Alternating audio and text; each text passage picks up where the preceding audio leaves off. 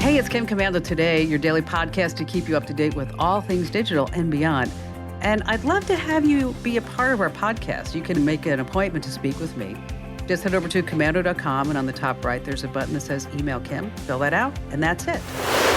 I always like to kick things off with something super interesting. And this may sound a little far-fetched, but it actually happened. And if you're using an Apple AirTag on your dog, I want you to listen up, because I want you to double check and make sure that that AirTag holder on the collar is snug. And I don't want the AirTag to fall off, because here's the reason why. This guy in Washington, D.C. lost track of his dog's AirTag. Apparently, it fell off the collar somehow. He looked for it in the dog's bed, all over the house, in the dog's pile of toys, but he wasn't anywhere. But he could hear the faint beeping coming from the AirTag whenever he hit Find My Items on his iPhone. So what happened is, as he got his phone closer to the dog, he heard the AirTag beeping from the dog's stomach. Oh my gosh. That's right. The dog ate the AirTag. So luckily, the dog eventually threw it up. And guess what? This is amazing to me. It still works. The AirTag battery could do a real number on your pet's inside. So make sure that the holder is super snug on your dog's collar. But think about it this way. If all dogs go to heaven, where do you think cats go? Okay. Where do you think they go? You ready? Purgatory. Oh, yeah, that was a good one. I saw you smile. And on that happy note, welcome, ladies and gentlemen, boys and girls, to this. It's America's largest show about all things digital. It's called The Kim Komando Show because I just happen to be America's beloved digital goddess here with you once again. And are you ready to get tech savvier? I know, because let's face it, tech is in every single thing that you do. And if you're just tuning into The Kim Komando Show, so glad to meet you. And if you're returning, I'm happy to see you again. And you can catch my award-winning show on over 420 top stations across the United States. Or if you want a podcast or a webcast without those pesky commercials, head over to Komando.com. And once you're there, click that big, bright yellow button in the top right-hand corner that says the Komando Community. You heard me right. It's commercial-free. I know you have at least a few questions about something digital I can help you out with. And that's why our T-Mobile Unlimited listener line is now open at 1-888-825-5254 is the way to join us. Every single day, I go to at least 30 different websites. I read everything. I talk to industry insiders to make sure that you and I are both up to date on everything that's happening in the tech world. And here are the top 5 things that you need to know right now, starting with number 1. This technology may be the answer to rampant crime for hard-hit stores and shops in major cities. And I'm telling you about it right now because it's coming to both grocery stores and big box stores near you. And the reason why is because shoplifting, these smash and grab crimes, general troublemakers, they've been causing large chain stores to put some major cities, they just give up and they just pull out of the cities. Talking about Starbucks, Nordstrom, Whole Foods, CVS, AT&T. They've abandoned ship in San Francisco, Portland, Chicago, Seattle, San Diego, and many other cities that are just a little soft on crime. So to the rescue is the bane of civil libertarians everywhere. I'm talking about facial recognition technology. Here's how it works. It alerts the security staff using an app the moment that a known thief or troublemaker enters the store. Now, over in London, it's called Face Watch, and it's been used there for many, many months. It only costs $300 a month, and it's putting it in reach of even the smaller stores. So the question is the technology a little too little, or is it just a little too late? Moving on to number 2, Amazon Prime. Yeah, FTC is suing them because if you've been tricked into signing up for an Amazon Prime account at $140 a year, you're not alone. The FTC says that Amazon tricked and trapped millions of people into recurring Prime subscriptions without their consent. In essence, yes, stealing hundreds of millions of dollars from customers. And Amazon makes it very difficult to buy a product without also subscribing to Prime when checking out. And it gets worse. When customers realize that they've been duped and they try to cancel, the FTC says that Amazon created this whole long and confusing process that derails most cancellations. This is really fascinating to me. Amazon internally called this tactic Iliad. Now, you know what that is. It's named after the ancient Greek poem describing the decades-long Trojan War. So FTC is suing. Naturally, Amazon denies everything. Moving on to number 3, hospitals are under attack. In many cases, it's actually their own fault. Cyber attacks on hospitals have more than tripled in the past 5 years because cyber criminals know that hospitals have no choice but to pay the hackers' ransomware demands. only halfway through the year. And so far, American hospitals have been hit with more than 225 severe digital attacks. Wow, that's a lot. Now, these hacks directly affect 36 million patients this year alone so far. Now, in a crippling cyber attack, it's just really, really bad. Hospitals lose their entire computer systems. And what's on their entire computer systems? Everything in the hospital, including your medical records. So many times, the hospital's operations are reduced to handwritten notes, and life-saving treatments are delayed or misunderstood. And now you can bet that any organization that's crippled in a cyber attack has not put their cybersecurity first. And this is just totally inexcusable when patients' lives are at risk. Moving on to number 4, you need to stop writing checks. That's right. If you're still paying your bills with checks, you need to switch to electronic payments today. And here's the reason why. In the past year, American banks reported more than 608,000 check fraud incidents. This is double over the past year. Now, most check fraud happens when the mail is stolen. The post office says that mail theft is at an all-time high. And once the thief has the check, they change the name of the payee to themselves. Now, if you have to issue a check, you want to use a special pen, such as the Uniball 207 series pen with ink.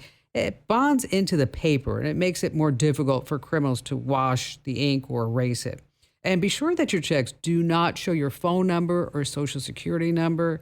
You really just want to try to pay all your bills online whenever possible. And it's best if your mailbox locks, because this way, mail pirates won't be able to steal your mail. It's that simple. And finally, this coming in at number 5, Netflix, the big family breakup. I read about this over at the Wall Street Journal, and I just laughed out loud. It seems like the Netflix password sharing crackdown is in full swing, and American families are making some really difficult decisions. If you haven't heard, you can't share your Netflix password with anyone who's not living in your home anymore. Now, many people report telling family and friends that they need to get their own Netflix password is painful. They describe it almost like a big major breakup. So when Netflix began, it was a competitor of Blockbuster Video. I don't know if you remember that. Be Kind, Rewind. Well, instead of stores, Netflix mailed you an actual DVD. But the going was tough. So in a last-ditch effort to survive, Netflix began a streaming service. Then, to attract customers, Netflix actually encouraged all of us to share our passwords. And the rest is history, because now streaming services are fighting for survival, and Netflix has every right to ask each household to pay its own way.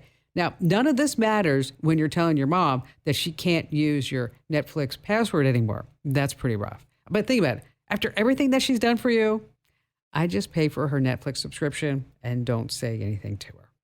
Hey, we just have a jam-packed show. You don't want to miss a moment. We're talking about the pictures that you're posting of your kids online. Maybe it's not always in their best interest. And speaking of photos, how to erase things from photos the easy way. I'm talking about photo bombers, things in the background. You have this great shot of the beach, but there's some schlub behind you. You're like, okay, I just want that person to go away. And then in this show's security tip, Google's dark side. There are 5 search terms that you should avoid at all costs. Do not put these into Google. You will get into trouble, 100% guaranteed. And of course, we have all of your phone calls, and you have me, Kim Komando.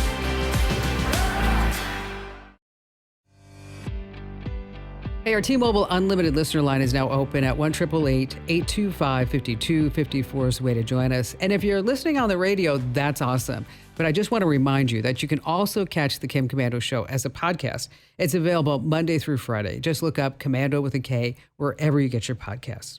All right, let's start with James in South Bend, Indiana. I have a question, and I don't know who else to ask. I'm concerned about the possibility of spying by the Chinese hobby drones, and I'm wondering, is it just hypothetical, or is it documented that it has happened, and is there anything the hobbyists can do to prevent it? So you're concerned about the DJI drones? Correct. And what concerns you the most about it? I don't know. I don't suppose I'm going to be filming any national secrets or anything. I just don't want to make it easier for them if I can avoid it. Okay. Well, DJI, as you know, and as you said, it's a Chinese company, and there are concerns about the Chinese government having access to data captured by the drone, such as video footage, flight path information. And DJI always says, oh, all this information is stored on secure servers in the United States, and we don't share that data with the Chinese government.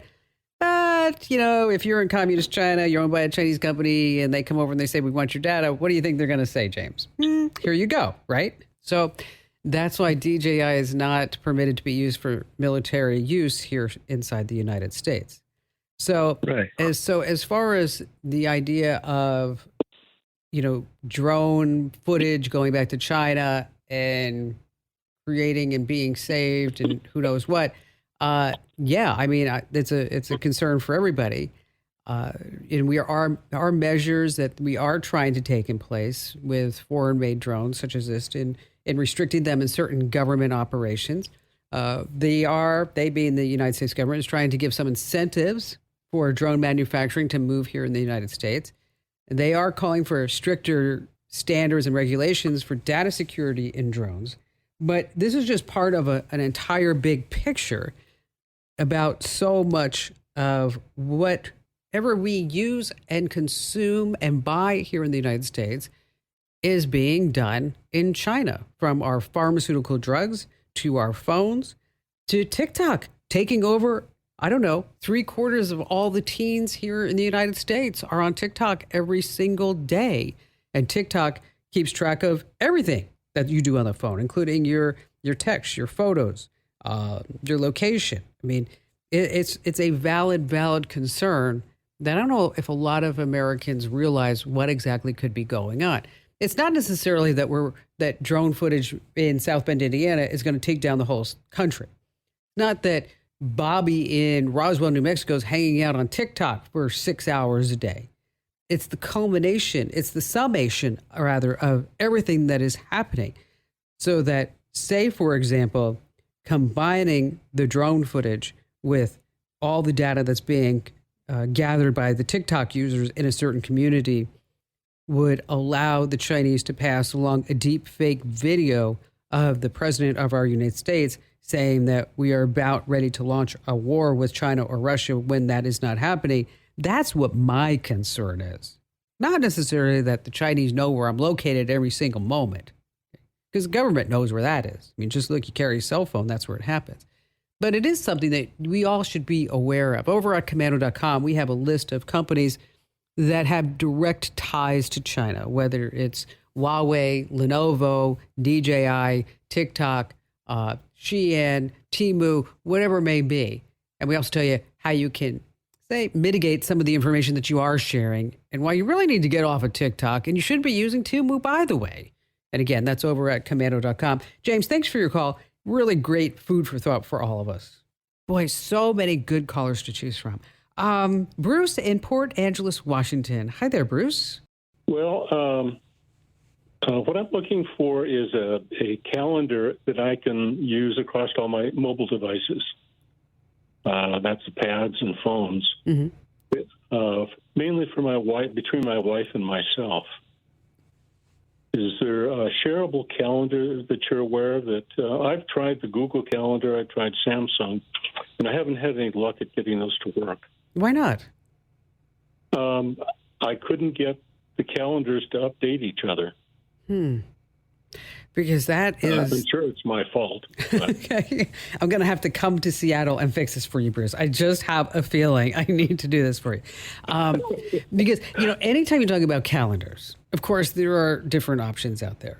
But it's really hard to beat. It's really hard to beat Google Calendar. It really is. So are you both on Samsung? Yes. Okay. It's probably all in the setup, and I don't mean to push everything back on you because Google's shared calendars, they have really streamlined this, and that it's really pretty simple to set up. But what I want to do is I want to send you the steps, because these aren't steps where we can do this on the air, because then that would get kind of crazy. So what I'm going to do is I'm going to put you on hold. We're going to send you the steps on how to do this. Okay. for you how to open the calendar on your place and go into My Computers, hit the plus sign, name the calendar, create the calendar, and then on your wife's calendar, go over to the My Calendar section and do the whole reverse. And I bet you once you start doing that, that everything's going to be pretty good because your wife's going to receive an email inviting her to get to the shared calendar. She needs to accept that invitation to the shared calendar on her device. And if she can't see it, she might need to open up the Google Calendar on her Samsung device. And so it does get a little tricky. So it's not just you. It's not just like, okay, let's go get a Google Calendar and go bing, bing, bing. Oh, life is good. I see a unicorn. No, not always the case. So let us send you those steps. If you have any trouble afterwards, you want to look at another option. But I think once you get this good to go, I think you're going to be pretty happy at it. And the Google Calendar, the reason why I say that it's hard to replace, because it just has so many different options. It does reminders and notifications. It gives you a lot of event details and it integrates with Google Maps. And you can have documents and pictures as attachment and guests. It does a lot of syncing between computers and tablets and phones.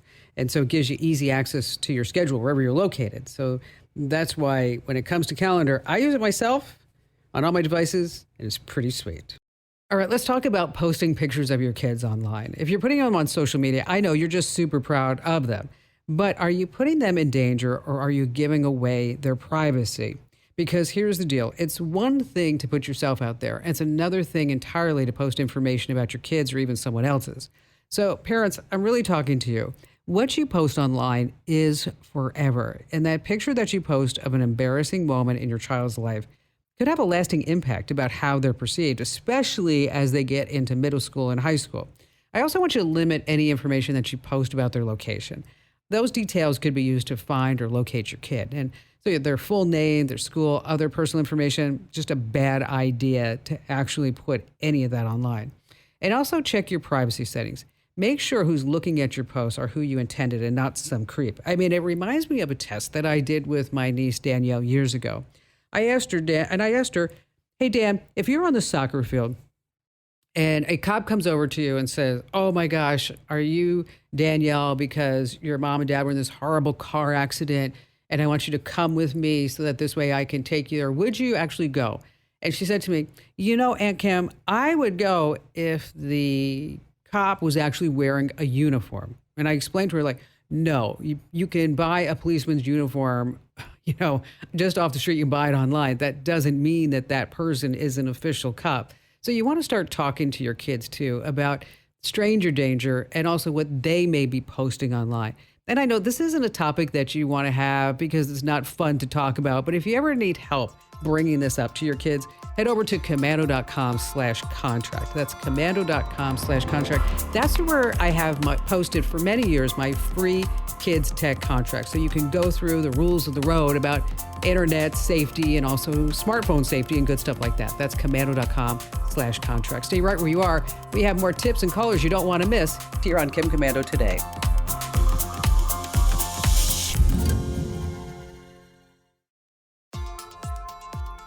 Hey, coming up in just a few moments, 5 things that you should never Google search because you will get into trouble, guaranteed. And of course, we have your phone calls. And before we get to all of that, let's talk about photos. You finally took the perfect selfie, only to realize it's just ruined by a bunch of strangers photobombing in the background. Now, before you delete it, there's this really great free Google tool that's going to clean up that picture in no time at all. Because at one point in time, this would have been a total hassle. You'd have to take it to somebody who was an expert Photoshopper to remove any bystanders. But now Google has something called the Magic Eraser. Here's how it works. You just open up your Google Photos app and then you pick the photo. Tap the edit button and then select Magic Eraser. This thing is truly magic. Trust me. It will automatically try to identify the unwanted objects. And if the app gets it right, just tap the erase button to remove them. If it doesn't get it right, you can just maybe take matters into your own hands. Just draw over the objects with your finger to erase them, tap done, and save the image, and that's it. Oh, gosh, it's so cool. All right, back to the phones we go with Barbara in Port Angeles, Washington. Hi, Kim. Nice to talk to you. Thank you. What's happening? It started with, the news all the time is all the fentanyl deaths that are gosh, it's awful, isn't in it? our country. Everybody's... it's something else. And until you maybe have a relative or a friend whose child died of fentanyl. Anyway, so my husband and I were talking about that, and he said, geez, why doesn't somebody do like Johns Hopkins did during COVID, kept that running total of what's all these deaths around the country, around the world. So that was one thought. And then you think about all these kids who are dying from challenges or something that they see on TikTok and Snapchat. And I thought, geez, reminded me of you back in the day of MindSpace. You used to, on your show, talk about the dead women or the murdered women of MySpace. And I thought, gosh, why? That would be a huge undertaking, but so many kids are dying from what they see on Snapchat and TikTok. It's a really interesting thought, Barbara. I had the opportunity to speak to a mom whose 13-year-old son died from the blackout challenge. Oh, geez. And he wasn't because I actually asked her, a lot of times you hear about kids, they are social deviants. Right. They just play video games. They don't go outside. This was not her son. He was in the science fair. He played 2 sports. He had and he actually did the blackout challenge on FaceTime with 2 of his friends because his quote unquote girlfriend challenged him to do it. And he died on FaceTime upstairs in his bedroom. And and the social media companies, they're like, oh, well, we're sorry. I mean, there's nothing we can do. And so there is bipartisan legislation that's moving down now. And a lot of states are finally getting involved. In Montana, they banned TikTok. In Utah, they've banned all of social media unless the kids get parental approval. And some of these kids that are dying now are 8 and 9 years old. So right now it's using a shoestring, and so it's not just Tide Pods. It would be a huge undertaking, and and I will think about it, how the best way, if I could do it, who I could get involved to help me do that. But you have to sort of, everybody's barraged with all kinds of stuff. You just get numb to it. You have to do something that will jerk somebody out of their reverie. I don't know. Something's got to be done. Well, maybe there's an organization. There's an organization, Barbara, about 1,800 moms who have lost their kids to social media challenges. Think about that. 1,800 suffering mothers right now. And that's a drop in the bucket, actually. Media. There are a whole lot more than that. And that's just with that organization, right? Yes, but this is just, that's just within that organization. You're absolutely correct. But, it's crucial for parents, caregivers, educators to promote social media guidelines. And, parents have to monitor their online activity. Like this mom said, I was involved. She said, I picked up his phone. Oh, boy. His father did. But he was up in his bedroom. Oh, geez. On FaceTime. So how many parents, me included, when Ian was 13 years old, the kid would be on FaceTime with his friends in his room doing homework. I mean, so it would be a big ask, but I'm going to take this ask and I'm going to see what I can do with it. I'll have to give it some thought, some considerable thought, and think about what kind of resources we could pull together. But maybe if we did have that running total, and that total is much higher, as you so astutely mentioned, Barbara, it's going to be higher than 1,800. Is that maybe each time it ticks over, that one parent somewhere will say, hey, you know what, let me talk to you about these stupid social media challenges and why you shouldn't partake in them. Barbara, thank you for your call. That's a really great suggestion. Let's see. Up next, Jack in Yakima, Washington. I must say I really enjoy listening to your show, but also receiving that daily newsletter update. That's very helpful. Awesome. Well, thank you for your kind words, Jack. And so what's on your mind today? I've been receiving mail for a person to my home, which I have owned for multiple years. I don't believe this person has ever lived here before because I know the people that I bought the house from. Anyhow, I'm not very techy, so I'm looking for a way to protect myself against possible fraud. I don't know if this person is trying to establish residency. Oh, I see. I don't know. I'm seeing ads on TV for home title insurance, things like that. So I'm just curious if you have any suggestions. What kind of mail's coming in? Well, the one I've got sitting in front of me right now is from our Speaker of the House, Kevin McCarthy, addressed to this person, and it's a survey. Okay. Other things have been typical sales-type brochures and things like that. I have not received anything in the way of utility bills or credit card statements or anything like that. So far it seemed rather innocent. All right, so let's talk about the steps to take right now. Okay, number one, don't open the mail. It's illegal. So let's just put this off to the side. Now, what you can do is write return to sender on it, and then put it back in the mail, and the Postal Service should return it to the sender and then stop delivering if it's apparent that the person doesn't live there. I would also do this. I would been doing that. Perfect. Okay. I would also collect all this mail and physically take it down to your local post office or speak to your mail carrier directly and talk about the situation. Say, you know what, you need to update your records. This woman doesn't live here, and I don't want to get her mail. And then also keep a lookout for important documents. You're pretty savvy in what you said. Like, I'm worried if there's something else going on. So you want to look for anything that is important, bank statements, credit card offers. If you start getting these kinds of mail, it could be worth reporting to the situation to, again, the post office, because now we're looking at maybe identity theft, and maybe somebody's using your address for that. Now, you mentioned you're worried about your home and things like that. Now, what you can do, which I encourage everybody to do, is you go onto Zillow.com, Jack, and there's a way there that you claim your home, okay?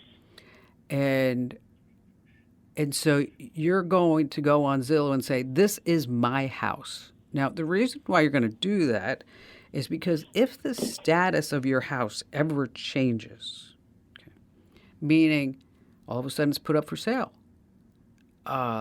maybe somebody else says that's my house, is that you get an automatic notification. In addition to that, they tell you how the market's doing, if your price of your house is going up or down, and good things like that, and gives you a chance to see what your house might be worth on the open market, according to Zillow and their Zestimate. And I know it's not the most accurate number out there in the entire universe. I get that, but it's a good idea to claim your house. So head over to Zillow.com and claim your house there. You can do the same thing at Redfin, at Realtor.com as well. But Jack, I wouldn't worry about this too much until you start getting those bank statements, but definitely get in touch with your local post office and your mail carrier. All right, Google has a dark side. There are 5 search terms that I want you to avoid at all costs. These are scammy ads, and they do what's called SEO poisoning. What that means is that it's not only sponsored results where there are paid ads used to drive traffic to websites, but cyber crooks are doing more than that. They are getting into search engine optimization so that their malicious search links are at the top of the organic results. So what terms should you avoid? Okay, there's a bunch, but we're going to focus on the top 5. Number 1, free credit report. Now, of course, the Federal Fair Credit Reporting Act says that the 3 credit reporting agencies, you know who they are, TransUnion, Experian, and Equifax, they have to give us a free annual credit report. And you know what? The scammers know this. So when you type in free credit report, their scammy ads might be at the top. So there's only one place you should go. That's annualcreditreport.com. That's annualcreditreport.com. Now, next on the list, tech support phone numbers. Fake numbers are just a classic. Now, if the scammers can figure out how to get your bank's name to appear when they call, you bet they can get their numbers high in the searches. So over on the website, we have a few of the most searched phone numbers that you can just get for free, and you know that they're legit. I'm talking about phone numbers for Amazon, Microsoft, Apple, Google, and also Meta. Number 3 on our list is how to make money online. Okay, be skeptical if one just falls out of the virtual sky with more income and perks than you'd get with a regular job. And then it's going to, again, to be at the top of the Google search results. So just don't do that. Next on our list, free people search. You don't want to do that. Okay? You're going to end up at some scammy website where they're going to say, oh, we need $15, $50 a month. Okay. You know, there's an art to do this through Google. And this is not the way. We have the tips on how to do a free background search on somebody over on the website. And finally, crypto wallet. Wow. If you have some money in crypto, you're trying to get in, or you're saying, I want to get the money out of an exchange. Here's the deal. Do not Google search crypto wallet. We have lists of the legitimate crypto wallets over at Komando.com. Now, if you missed any of this or you want to share it with somebody, just over at Komando.com, just type in, Google's dark side, and this tip will pop right up. Okay, it's summertime, the living is easy, and when you get back from vacay, that inbox, it's overwhelming. Well, there are some tricks of the trades that when you get back from that trip, that you're not overwhelmed in your inbox. We have that and more of your phone calls you don't want to miss. Here on Kim Komando today.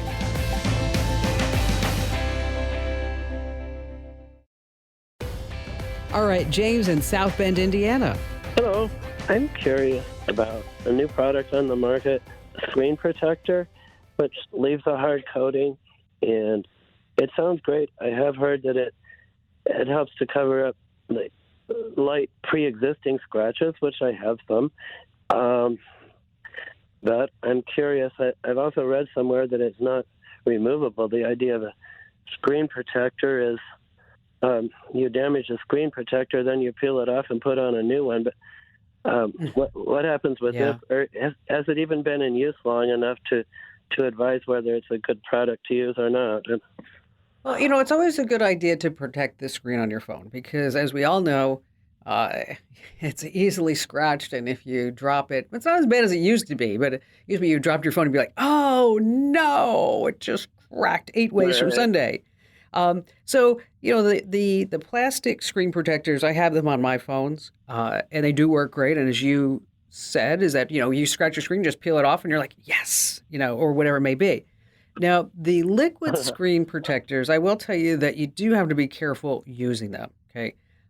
It does get rid of the minor scratches, but it does take a lot of time and patience. No Red Bulls before you do this. I don't want your hands shaking. And make sure that you're in a really, really good light to apply it the right way. Now, the level of scratch resistance and durability, it varies from brand and product. And they are not a replacement for traditional screen protectors because then it's actually better for drops and impacts. So if you're asking me liquid versus just the traditional screen protector, I'm going to say go with the traditional screen protector because, let's see, they're not very expensive. They're like $8 to $10, and you get a pack for a pack of 2, and it's a lot easier to put that on than to work with the liquid screen protector. James, thank you so much for your call. Hey, I just want to take a moment and let's talk about the free newsletters. If you're not getting the Kim Komando Show free newsletters, you're just missing out. Over 400,000 folks do every single day. We're talking about the latest tech news, tech tips. We have the scam warnings, the data breaches, the recalls, everything that we are sending you every single day is worthwhile information. Let me tell you, I was looking at the reviews on the newsletters. We have almost 35,000 thumbs up and about, 700 thumbs down. So those are pretty decent odds that you're going to love our free newsletters. So here's what you need to do right now while you're thinking about it. Head over to getkim.com. Once again, that's getkim.com. And just give us your email address. We're not going to sell, lease, distribute your email address to anybody, so you don't have to worry about that. And then you're going to start getting Tech Savvy every single day in your inbox for free. That's right, for free. And if you used to get our newsletters and you said, oh gosh, they were full of ads and I didn't like them, try them again. I totally blew them up and they are fabulous. They are just wonderful. Once again, it's getkim.com. That address is getkim.com. Okay, so let's say you're boogie boarding in Hawaii. The last thing that you want to think about is email in your inbox, right? You want to have the best vacation possible because it just costs you a ton of money. So how do you keep your inbox work-free for the next vacay? Well, start by making a really good out-of-office message autoresponder. Not just say, hey, I'm on vacation. No, mention the days that you'll be out. And then also, most importantly, put in there who to contact in case something urgent is happening before you get home. Next up, Organize your inbox. Try to get to every outstanding email in your inbox and complete whatever actions are in them before you actually head out.